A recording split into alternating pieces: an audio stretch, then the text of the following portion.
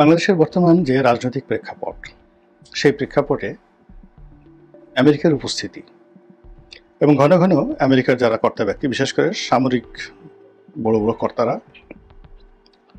যেভাবে বাংলাদেশে আসছেন এবং যেভাবে মার্কিন বিমান, যুদ্ধ বিমান বা যুদ্ধের সামরিক বাহিনীর যে পরিবহন বিমান, এটা যুদ্ধ বিমান বলা যাবে না, মার্কিন যুক্তরাষ্ট্রের সেনাবাহিনীর অধীন যে সকল কার্গো বিমান রয়েছে, এরকম একটা কার্গো বিমান, বেশ বড়সড় কার্গো বিমান, সেই বিমানে করে একজন ঊর্ধ্বতন কর্মকর্তা বাংলাদেশে এসেছেন এবং তার আগমন, সেই বিমান এবং বিমানের মধ্যে কি কি আছে, এগুলো নিয়ে নানা রকম কথাবার্তা হচ্ছে। মার্কিন যুক্তরাষ্ট্রের সরকারের যারা দক্ষিণ এশিয়া বিষয় দেখেন, যারা যুদ্ধ এবং অর্থনীতি এই বিষয়গুলো দেখেন এবং আন্তর্জাতিক রাজনীতিতে যারা মাস্টার মাইন্ড, এরকম অনেক নেতা, মার্কিন সরকারের অনেক নেতা যারা একই সঙ্গে রিপাবলিকান যে দল ডোনাল্ড ট্রাম্পের, সেই দলের নেতা এবং একই সঙ্গে এখন সরকারের কর্তা, এবং একই সঙ্গে মার্কিন যুক্তরাষ্ট্রের যে সিভিল সার্ভিস, মিলিটারি সার্ভিস, সেই সার্ভিসের কর্তা ব্যক্তিরা খুব ঘন ঘন গোপনে প্রকাশ্যে বাংলাদেশে আসা যাওয়া করছেন। এগুলো নিয়ে আমাদের মধ্যে নিদারুণ বিতর্ক তৈরি হয়েছে, আতঙ্ক তৈরি হয়েছে। জনগণ অনেকে বুঝছেন কিন্তু বলতে পারছেন না, অনেকে আমরা একেবারে বুঝতেই পারছি না আসলে কি হচ্ছে। আবার বেশিরভাগ মানুষ তারা নিজেদের পেটের জন্য, জীবন জীবিকার জন্য এতটা ব্যস্ত, কে বাংলাদেশে এলো কে গেল এগুলো নিয়ে চিন্তা করার সময় তাদের নেই। রিক্সা চালাতে হবে, ঠেলাগাড়ি চালাতে হবে, ফসল বুনতে হবে, চাকরির জন্য ঘুরতে হবে, চাকরি চলে গেছে আবার চাকরি পেতে হবে, ব্যবসা বাণিজ্য লাটে উঠেছে, ব্যাংক থেকে চিঠি আসছে, আয়কর থেকে চিঠি আসছে, জীবন রীতিমতো হারাম হয়ে গেছে লক্ষ লক্ষ কোটি কোটি মানুষের। যারা সারা জীবন ভিক্ষা দিতেন এখন তারা ভিক্ষা করার কথা বলছেন। যাদের কোম্পানিতে ৩,০০০, ৪,০০০, ৫,০০০, ১০,০০০ লোক চাকরি করতো, এরকম অনেক লোক গত ৭ মাসে রীতিমতো ভিক্ষুকে পরিণত হয়েছেন। সেই অবস্থায় আমেরিকা থেকে কি এলো বা না এলো এগুলো নিয়ে অন্তত তাদের চিন্তা করা সাজেও না, তারা এই কাজগুলো করছেন না। ফলে আমাদের যে দিব্য দৃষ্টি, দিনের বেলায় আমরা যা কিছু দেখি, এই দিব্য দৃষ্টি এমন অন্ধকারের মধ্যে পড়ে গেছে, ঘোর অমানুষের অন্ধকারের মধ্যে। আমরা ঠিক ১ ফুট বা ১ ফিট যে দূরত্ব, সেই দূরত্বে আসলে কি হচ্ছে এটা নিয়ে দেখতে পাচ্ছি না, ভাবতে পারছি না, কল্পনাও করতে পারছি না। কিন্তু তলে তলে এরকম যখন একটা অবস্থা তৈরি হয়, ঠিক সেখানেই ভীষণ রকম, মানে যেখানে অন্ধকার আছে সেখানে ভূত আছে, যেখানে অন্ধকার আছে সেখানে সাপ আছে, পোকামাকড় আছে, কীটপতঙ্গ আছে এবং নানা রকম বিপদ এবং বিপত্তি আছে। তা আমাদের যে এই যে দিব্য দৃষ্টি আমরা দেখতে পাচ্ছি না, আমাদের সংবাদপত্র দেখতে পাচ্ছে না, আমাদের টেলিভিশনগুলো দেখতে পাচ্ছে না, এবং এখানে সংবাদপত্র এবং টেলিভিশন এবং অন্যান্য যে সকল প্রচার মাধ্যম, সব খবরাখবর মানে নির্ভরযোগ্য নয়। এমনকি সামাজিক মাধ্যমে যে সকল গুজব ছড়াচ্ছে, এর 99%ই যাকে বলা হয় গুজব।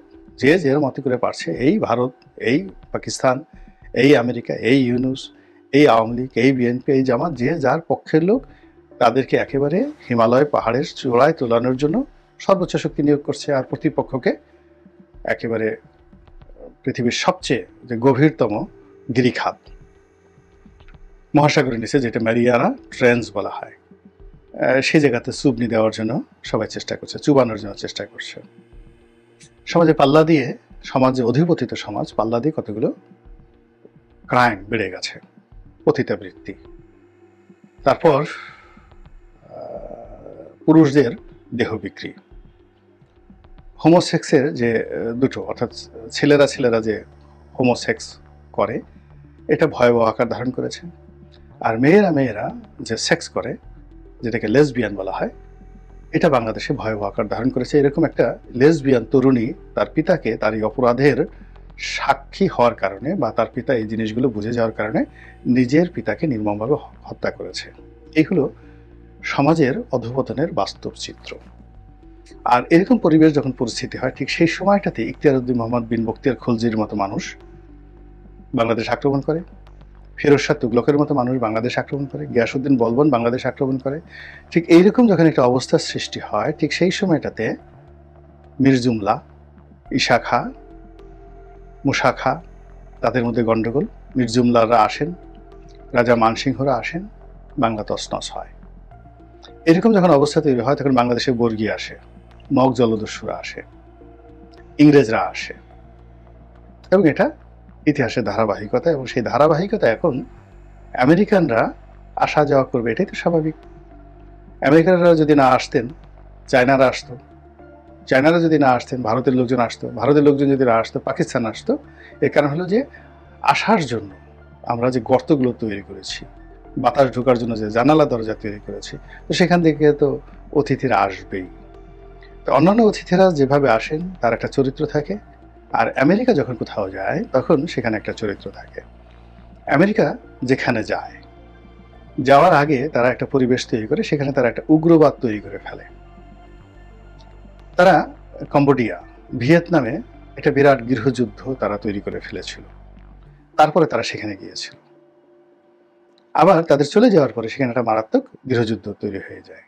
সেম অবস্থা মধ্যপ্রাচ্যে, একেবারে একই অবস্থা আফগানিস্তানে। তারা সেখানে একজন লাদেন তৈরি করলো, তারপর সেখানে তারা একটা লাদেন পাঠালো, এরপর সেই লাদেনকে মারলো, এবং সেই লাদেনকে ধরার জন্য তারা সেই দেশে আসলো, এবং সেই দেশে তাদের রিপ্রেজেন্ট তৈরি করার জন্য তারা সেখানে হামিদ কারজাই বা আশরাফ থানি এদের মতো তাবেদার, দালাল, মার্কিন সরকারের মদতপুষ্ট শিশু, মানে তাদেরকে শিশুর মতো করে তৈরি করা হয়েছে। আমেরিকা যা বলে, যদি বলে তুলু তুলু তুলু, তো তারা বলবে তুলু তুলু তুলু। যদি বলে আমেরিকা বলে পুতু পুতু পুতু, তখন তারা বলবে পুতু পুতু পুতু, এরকম শিশুর মতো।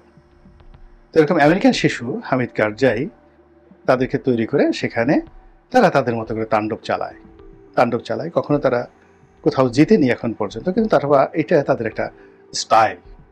এর কারণ হলো এই যে তারা যে যুদ্ধ বাধাতে পারে, তারা যে ভাঙতে পারে, তারা যে যুদ্ধ বন্ধ করতে পারে, এই যে তাদের একটা যে বিহেভিয়ারাল ইকোনমিক পাওয়ার, ব্যবহারিক অর্থনীতি, সেটার মাধ্যমে অনেকের হৃদয়ে ভয় ধরিয়ে তারা যে ব্যবসা বাণিজ্য করে, ওটাই আমেরিকার অর্থনীতির মূল চালিকা শক্তি।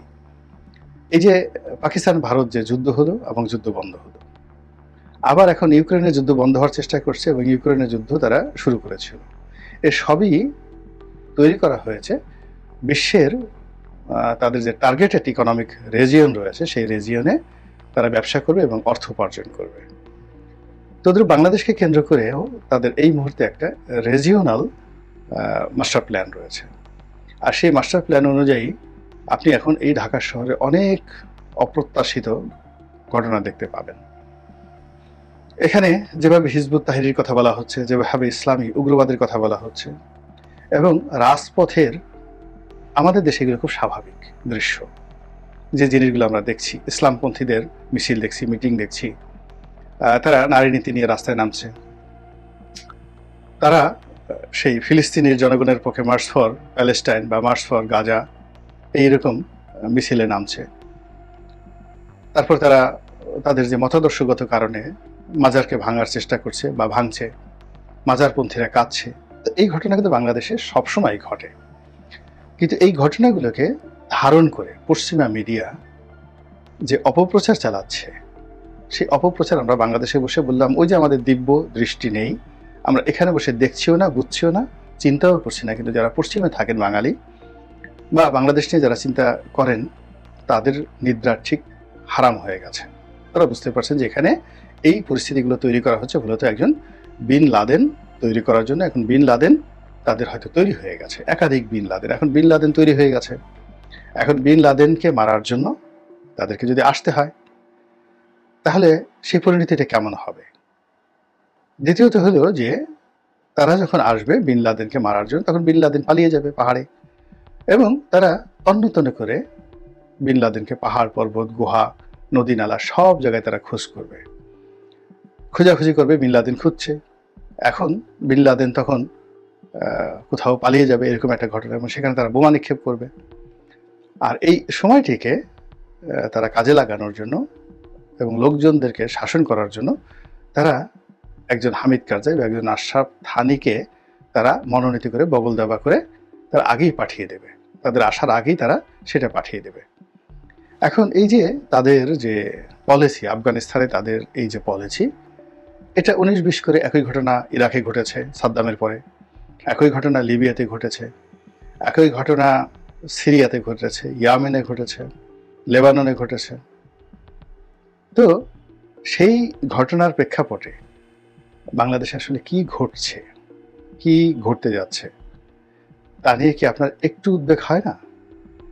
তা নিয়ে কি আপনার মুখ বন্ধ করে থাকতে ইচ্ছা করে, না কিছু বলতে ইচ্ছা করে?